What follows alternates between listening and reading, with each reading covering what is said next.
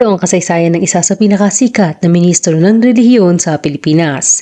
Papaano niya naitatag at napasikat ang dating daan? At totoo bang chinerve niya ang staff nilang si Daniel Veridiano ng 2 beses? O sinisiraan lamang siya upang mapabagsak ng mga natalo niya sa debate? Kilalanin natin si Brother Eli Soriano. Tara alamin natin sa history. Lahat ng aming babanggitin sa video na ito ay mapapanood at mababasa din sa iba't ibang online sites at articles. Kung mahilig kayo sa ganitong topic at iba pang history, huwag kalimutang mag-subscribe sa aming channel at i-click na rin ang notification bell. Ipinanganak si Eliseo Fernando Soriano o mas kilala bilang Brother Eli o Ka Eli noong ika-4 ng Abril 1947 sa syudad ng Pasay sa Manila. Ikapito siya sa 8 anak ni Triunfino Soriano at Catalina Fernando. Ang kanyang ama ay nagtatrabaho noon bilang isang foreman para sa isang engineering company, habang ang kanyang ina naman ay housewife. Ang kanyang ina at ama ay parehong mga miyembro noon ng Church of God. Noong bata pa si Brother Eli, sobra-sobra umuno ang pagiging mahiyain nito at ayaw na humaharap sa ibang tao bukod sa kanyang pamilya. Tuwing magkakaroon sila ng panauhin sa bahay, ay tatakbo ito papasok sa kanilang kwarto at magtatago sa ilalim ng kama. At dahil sa pagiging sobrang mahiyain niya, ay na-late din siya ng pagsisimula ng elementarya. Nakumbinsi lamang siya noong dumating na ang panahon na malapit nang pumasok sa eskwelahan ang kanilang bunsong kapatid na babae, na siyang kasunod niya. 8 taong gulang na siya dito. Ngunit hindi pa rin siya excited pumasok ng eskwelahan gaya ng ibang grade 1 na estudyante dahil mas gusto niyang manatili sa bahay kaysa makisalamuha kahit kanino. Madalas din niyang tinatakasan ang pagpasok sa eskwelahan gamit ang iba't ibang paraan gaya na lamang ng isang beses na papunta sila sa eskwelahan ay sinadya niyang madulas sa putikan upang magkaroon ng rason na bumalik sa bahay at huwag nang pumasok. Nagpatuloy siya sa ganitong gawain hanggang sa pagtatapos ng taon. Sa paaralan ay nakita niyang binibigyan ng mga medalya ang mga kamag-aral niyang naging maayos ang performance sa klase. Ninais niya ding makakuha ng medalya, kaya simula noon ay pinagbuti niya ang kanyang pag-aaral. Nangarap din siyang maging isang scientist. Naging consistent at pinakamataas ang kanyang grado sa bawat subject sa eskwelahan, sa lahat ng baitang hanggang sa high school. Dahil sa taas ng kanyang mga grado ay ginagawa pa siyang substitute teacher ng kanilang eskwelahan at naging president ng student council. Mayroon pa ring mga okasyon na nananatili ang labis na pagkamahiyain ni Brother Eli. Ilang araw bago siya mag-edad 17 ay inaya siya ng kanyang mga magulang na sumama sa isang congregational gathering sa lokal nilang simbahan sa Pasay. Dahil sa pagkamahiyain ay madalas tumatanggi si Brother Eli dahil mapipilitan siyang makisalamuha sa ibang tao. Ngunit sa pagkakataong ito ay hindi nakapagtimpi ang kanyang ama at napalo siya, kaya napilitan na rin siyang sumama. Ang worship service noong araw na iyon ay pinangungunahan ni Church Minister Brother Nicolas Antiporada Perez. Habang nakikinig sa pangangaral ay labis na napukaw ang loob ni Brother Eli at napaluha siya. Naniniwala siyang ang narinig niyang pangangaral mula kay Brother Perez ay totoo at isa siyang sugo ng Diyos.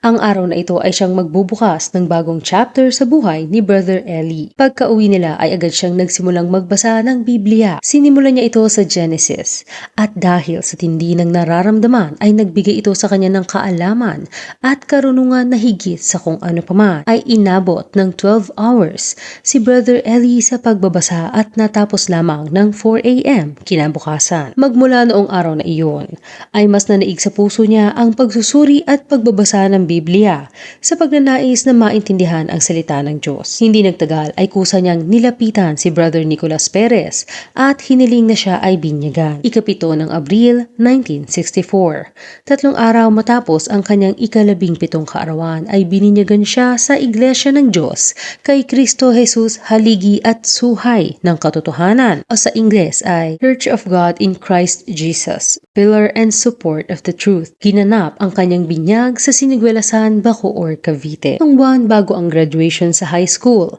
kung saan siya ang inaasahang maging valedictorian, ay napagdesisyonan ni Brother Eli na tumigil sa eskwelahan at ipagpalit ang kanyang pangarap na maging isang scientist sa pag-aaral ng banal na kasulatan ng Biblia at tila divine calling na magsilbi sa Diyos.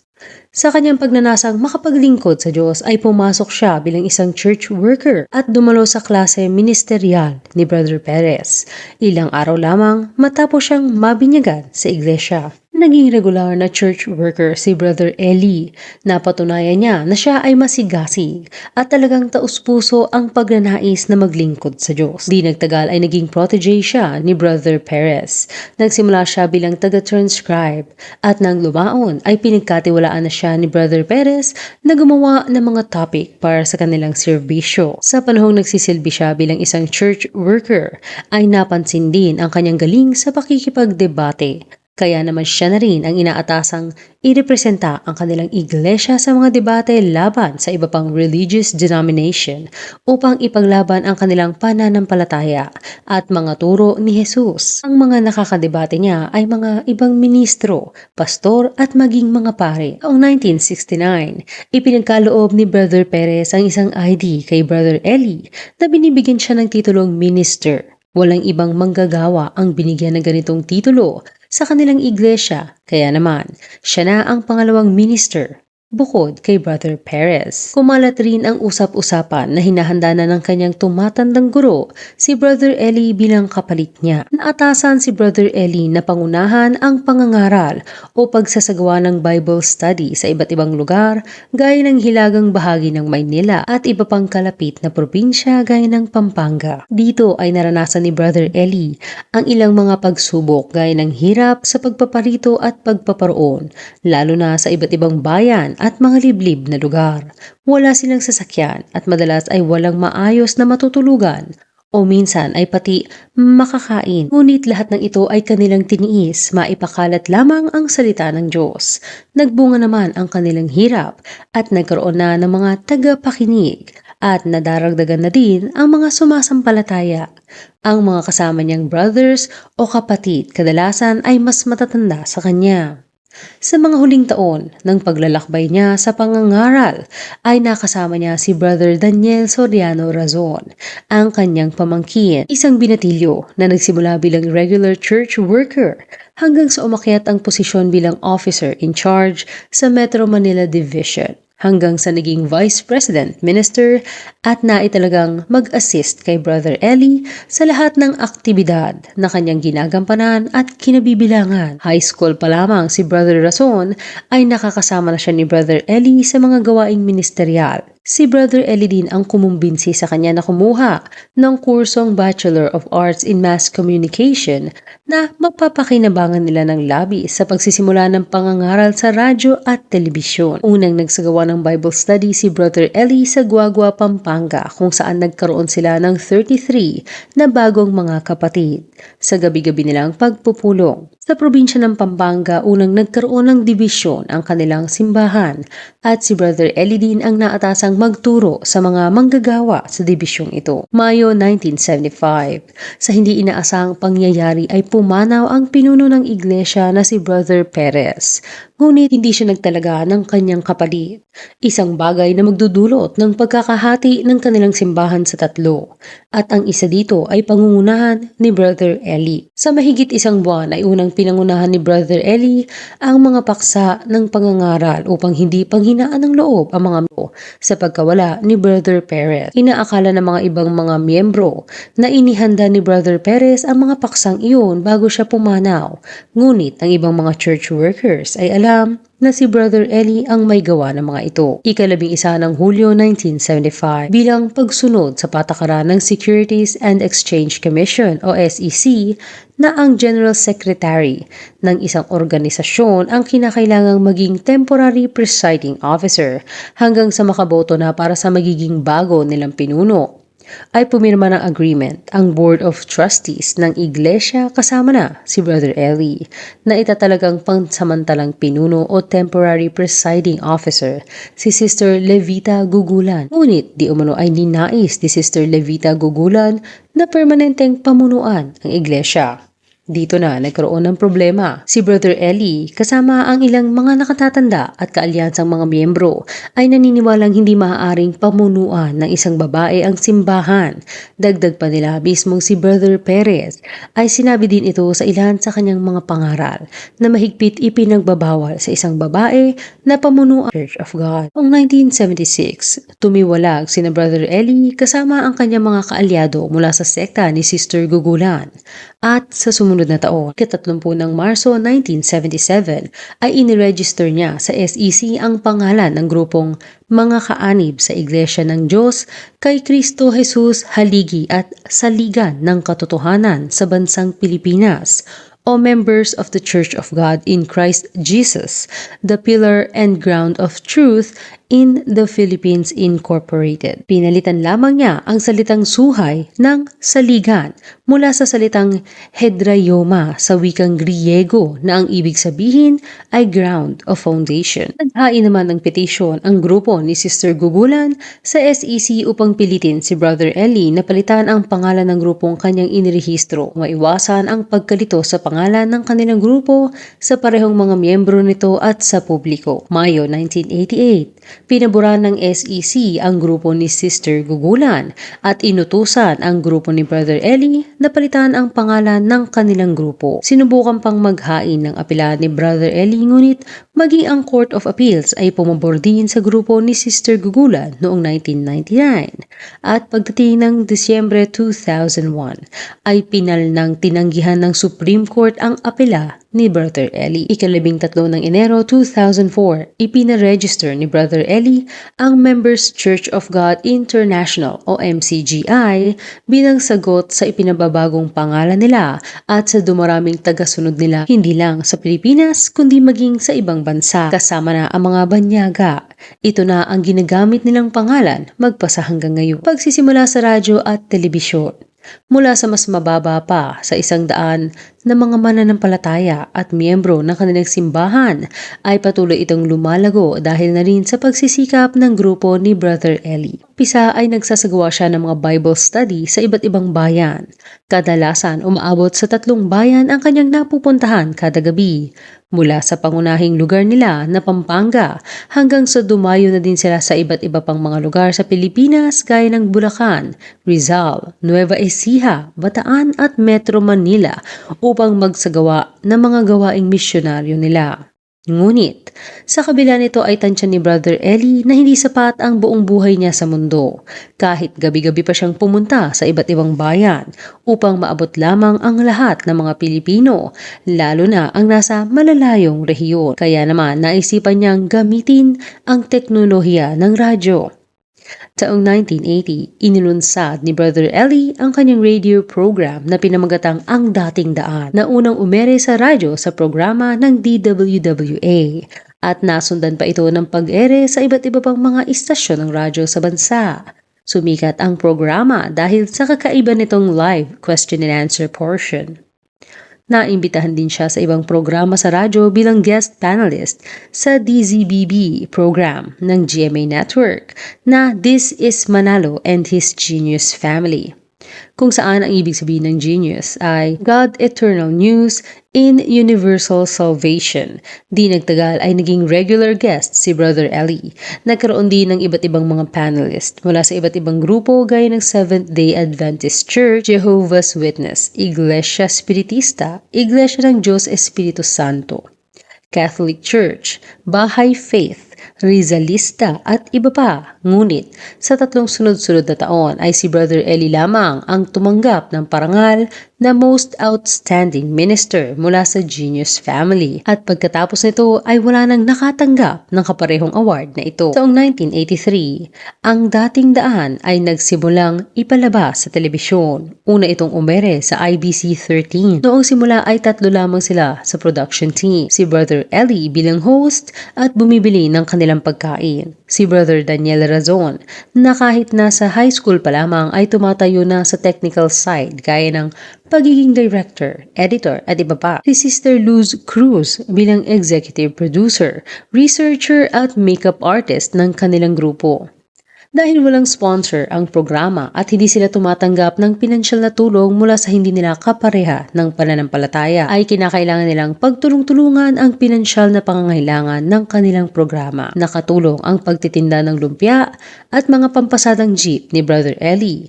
Si Brother Razon naman ay nag-iipon galing sa mga ibinibenta niyang gulay mula sa palengke, pagiging disc jockey at trabaho niya bilang isang broadcast journalist nang makapagtapos na siya ng kolehiyo. Sa suhestyon ni Brother Razon ay ginawa naman nila ang Bible Exposition kung saan makakapagtanong ang kanilang mga guest kay Brother Eli na kanilang mga katanungan at sasagutin sila ni Brother Eli ng mga Bible verse mula sa Biblia. Nang lumaon ay ang panel ng mga pastor ay nakasuot na ng barong Tagalog at nagtutour na sa mga basketball court at mga auditorium sa bansa kung saan isinasagawa nila ang mga Bible expositions. Mas nakilala pa siya sa kanyang diretsahang pangangaral ukol sa pinaniniwalaan nilang pagkakamali sa ilang lokal at international na mga religious group, pati na sa kanyang pakikipagdebate sa isa pang relihiyosong grupo, pastor at iba pa. Pero hindi naging madali ang lahat bago sila nakilala at yumabong, bukod sa pinansyal na problema. Ayon na din sa kanilang website,